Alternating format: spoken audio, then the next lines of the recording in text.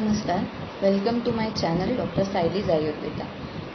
मी doctor Sayali Shintre Phatak, Kothrud येथील ayurvedic practitioner आहे. मी आज आपल्या सगळ्यांना हेल्दी प्रोजेनी विथ आयुर्वेदा याबद्दल सांगणार आहे. तर हेल्दी प्रोजेनीच्या पहिल्या भागात आज आपण काय बघणार आहोत. सुदृढ गर्भधारणेसाठी 4 महत्त्वाच्या गोष्टी आयुर्वेदाने सांगितलेल्या आहेत. ऋतू, क्षेत्र, अंबू आणि बीज या 4 गोष्टी व्यवस्थित असणं फार महत्त्वाचं आहे.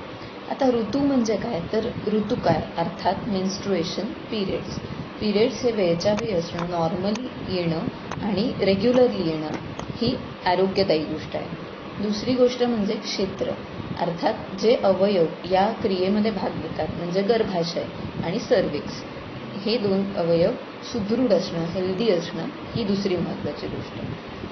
नंतर अंबू म्हणजे रसरक्त आदी वेगवेगळ्या प्रकारचे द्रव शरीरातील फ्लुइड हे न्यूट्रिशनचं काम करतात, तर हे नीट असणं फार महत्त्वाचं आहे. आणि चौथा भाग म्हणजे बीज अर्थात शुद्ध बीज असणं म्हणजेच हेल्दी स्पर्म आणि हेल्दी ओव्हम. ह्या गोष्टी 4 गोष्टी जेव्हा असतील तेव्हा सुदृढ आणि निरोगी गर्भधारणा होते. आता या 4 गोष्टी जर नीट नसतील तर त्याकरता चिकित्सा सांगितलेल्या आहेत. वेगवेगळ्या प्रकारच्या ट्रीटमेंट्स आहेत त्या तुम्ही घेऊ शकता किंवा योग्य त्या माणसाचं मार्गदर्शन, योग्य त्या डॉक्टरचं मार्गदर्शन या संदर्भात घेता येते. दोन्ही पार्टनर्सची तपासणी यावेळी करणं गरजेचं असतं. मेल आणि फिमेल या दोघांची तपासणी यावेळी केली जाते. आता गुड न्यूज कळलेली आहे.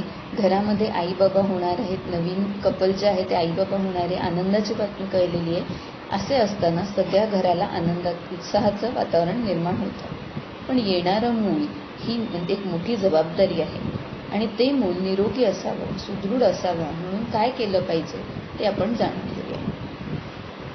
मैत्रिणींनो, प्रेग्नन्सी हा 9 महिन्याचा कालावधी अतिशय मोठा कालावधी आहे आणि या 9 महिन्यांना 3 मासामध्ये डिवाइड केलं जातं. 3 ट्रायमेस्टर्स, 3 महिन्यांचे 3 ग्रुप्स म्हणजे ट्रायमेस्टर 1, ट्रायमेस्टर 2 आणि ट्रायमेस्टर 3. पहिला ट्रायमेस्टर जो असतो तो 1st वीक टू 13 वीक्सपर्यंत असतो. दुसरा ट्रायमेस्टर 14 वीक्स टू 28 वीक्सपर्यंत असतो आणि तिसरा हा 28 वीक्सपासून 39 वीक किंवा 40 वीक्सपर्यंत मानला जातो. आता आपल्या शरीरात काय काय बदल होतात हे दोन्ही दृष्ट्या बघूया. पहिले आयुर्वेदिक दृष्टिकोनातून जाणून घेऊया. तर आयुर्वेदाने गर्भाची मासानुमासिक वृद्धी सांगितली म्हणजे प्रत्येक महिन्यानुसार गर्भ हळूहळू वाढत जातो. तो कसा वाढतो त्याच्याबद्दल सांगितलेलं आहे. तर प्रथमे मासिक कललं जायते असं वर्णन आहे. म्हणजे पहिल्या मासात एक फक्त छोटासा गोळा असतो, श्लेष्मल गोळा असतो आणि तो गोळा हळूहळू त्याला दुसऱ्या महिन्यात घनता प्राप्त होते. पंचमहाभूतांचे वेगवेगळे कार्य त्यावर होतात आणि त्याला घनता प्राप्त होते, सॉलिडिफिकेशन होतं. तिसऱ्या महिन्यामध्ये सर्व अंग, अवयव, इंद्रिय ही सूक्ष्म रूपाने त्या ठिकाणी प्रेझेंट असतात आणि त्या गर्भाला स्पंदन प्राप्त होते. म्हणजे तुम्ही जे काही हावभाव, तुमचे काही भाव आहेत हे तो परसिव्ह करू शकतो, त्याला ते समजतात. गर्भामध्ये स्पंदन निर्माण होते तिसऱ्या महिन्यात. आता चौथ्या महिन्यात काय होतं, तर चौथ्या महिन्यामध्ये सगळे अवयव प्रव्यक्त होतात, हळूहळू दिसायला लागतात आणि त्या ठिकाणी हार्टबीट निर्माण होतात. चौथ्या महिन्यात गर्भाला स्थिरता प्राप्त होते. तुम्ही नेहमी ऐकलं असेल की पूर्वीच्या बायका किंवा अजूनही ते पाहिलं जातं की पहिले 3 महिने ही गुड न्यूज कोणाला जास्त सांगत नाहीत किंवा आधी ही ओपन करायची नसते असं पण लोक मानतात. तर साधारण चौथ्या महिन्यात त्या गर्भाला स्थिरता प्राप्त होते आणि त्याच्यानंतर मिसकॅरेजचे किंवा प्रमाण थोडं कमी होतं किंवा त्याचे चान्सेस कमी होतात, सर्वायवलचे चान्सेस वाढतात, म्हणून कदाचित हे सांगितलेलं असू शकतं. 5व्या महिन्यामध्ये गर्भामध्ये मन हे प्रव्यक्त होतं म्हणजे त्याला स्वतःचं एक मन हळूहळू व्यक्त व्हायला लागतं. त्या गर्भामध्ये मांसाची वृद्धी होते म्हणजे टिश्यूज फॉर्म होतात वेगवेगळे, रक्ताची उत्पत्ती होते आणि 6व्या महिन्यामध्ये त्या गर्भाचे बल, वर्ण आणि ओज अशा 3 गोष्टी त्याच्यामध्ये निर्माण होतात. म्हणजे साधारणपणे त्याची इम्युनिटी या कालावधीमध्ये बनत असते. 7व्या महिन्यामध्ये सर्व अंग, अवयव, प्रत्यंग हे प्रव्यक्त तर होतात म्हणजे व्यवस्थित दिसायला लागतात आणि 8व्या महिन्यामध्ये गर्भामध्ये ओज हे काही प्रमाणात अस्थिर असते. त्यामुळे 8वा महिना थोडासा काळजी घेण्याचा महिना आहे, कारण की ओज हे आईच्या शरीरातून बाळाच्या म्हणजे गर्भाच्या शरीरातून आईच्या शरीरात जात येत राहते आणि नैऋत्य ग्रहाचा त्याच्यावर प्रभाव असतो असे ग्रंथ सांगतात. तर आता हे सगळं मान्य न मान्यावर आहे, पण हे जे शास्त्र आयुर्वेद जे सांगतं ते मी तुम्हाला इथे सांगत आहे. म्हणून 8व्या महिन्याला अगण्य मास असं पण म्हटलेलं आहे. 8वा महिना बोलू नये असंही काही जण म्हणतात, की 8वा महिना चालू आहे हे वाक्य बोलू नये. ही सगळी मान्य न मान्याच्या गोष्टी आहेत. आता 9व्या महिन्यामध्ये काय सांगितलंय, तर 9 महिन्यापासून 9वा महिना लागल्यापासून केव्हाही प्रसव होऊ शकते, हा प्रसव काय मानलेला आहे. हे झालं आयुर्वेदिक मत. आता आपण ट्रायमेस्टर्सनुसार शरीरामध्ये काय काय चेंजेस होतात ते बघूया. तर सर्वप्रथम फर्स्ट ट्रायमेस्टरमध्ये जेव्हा प्रेग्नन्सी जस्ट राहिलेली असते तेव्हा शरीरासाठी अजूनही ही कन्सेप्ट नवीन आहे की गर्भ राहिलंय. शरीरासाठी तो फॉरेन बॉडीच आहे. शरीर त्याला फॉरेन बॉडीसारखंच ट्रीट करतं.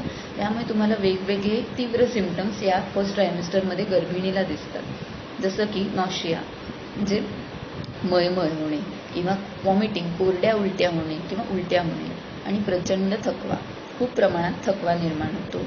काही जणांना ब्रेस्ट पेन म्हणजे स्तनांच्या ठिकाणी काहींना दुखतं किंवा सूज पण येऊ शकते. वेगवेगळ्या हॉर्मोन्सचे त्यामध्ये परिणाम होतात. तर या ट्रायमेस्टरची त्यानुसार ट्रीटमेंट त्यावेळी केली जाते सिम्पटमॅटिकली. सेकंड ट्रायमेस्टर हा त्या मानाने थोडासा मॅनेजेबल असतो. गर्भिणी करता सुद्धा हा चांगला फेज असतो. 3 महिन्याचाच गर्भिणीला त्रास थोडा कमी असतो ह्याच्यामध्ये. त्यामुळे हा एक गोल्डन पिरियड म्हटला जातो. यामध्ये काय त्रास होतो, तर ॲसिडिटी किंवा थोडंसं कंबरदुखी, लाईट हेडेडनेस म्हणजे थोडंसं डोकं हल्लक झाल्यासारखं वाटणे आणि ग्रॉइन पेन म्हणजे जांघेमध्ये वगैरे थोडं दुखायला सुरू होतं. पण या व्यतिरिक्त या 3 म्हणजे हे 3 जे आठवडे हे 3 जे महिने आहेत मधले हे अतिशय व्यवस्थित पार पडतात. तर थर्ड ट्रायमेस्टरमध्ये वेगवेगळी सिम्पटम्स दिसायला लागतात, कारण गर्भ हळूहळू वाढायला लागतो आणि तो इतका वाढतो की त्याचं प्रेशर वरती येतं आणि लंग्सवरती प्रेशर येतं. त्याच्यामुळे शॉर्टनेस ऑफ ब्रेथ किंवा पूर्ण श्वास घेता येत नाही या कालावधीमध्ये, किंवा गर्भ थोडासा खाली आल्यानंतर तो त्या युरिनरी ब्लॅडरवरती मूत्राशयावरती प्रेशर टाकतो, ज्याच्याने फ्रिक्वेन्सी ऑफ मिक्च्युरेशन म्हणजे सारखं लघवीची भावना होते. किंवा शेवटच्या महिन्यामध्ये साधारण 9वा महिना वगैरे लागला त्याच्यानंतर फॉल्स कॉन्ट्रॅक्शन, ब्रॅक्स्टन हिक्स कॉन्ट्रॅक्शन निर्माण होतात. म्हणजे प्रेग्नन्सीसारखे कळ येण्याचे सिम्पटम्स थोडे दिसायला लागतात.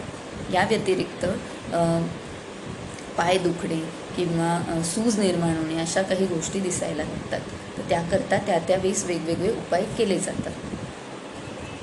आयुर्वेद सांगतो की गर्भिणी अवस्था ही वाताचा काय आहे, वात अस्थिर असण्याचा काय आहे, कारण तिथे ग्रोथ आहे, वाढ आहे. त्यामुळे वाताची समता तिथे टिकवून ठेवणं आणि तो वातपित्त कफाचा इक्विलिब्रियम टिकवून ठेवणं हे फार महत्त्वाचं आहे. तर आता ह्या सगळ्यावरती काय केलं पाहिजे हे आपण पुढच्या व्हिडिओमध्ये जाणून घेणार आहोत. Healthy progeny part 2. Stay tune. तुम्हाला जर आमचं चॅनल आवडत असेल तर ह्याला नक्की फॉलो करा, सबस्क्राईब करा आणि लाईक करा. धन्यवाद.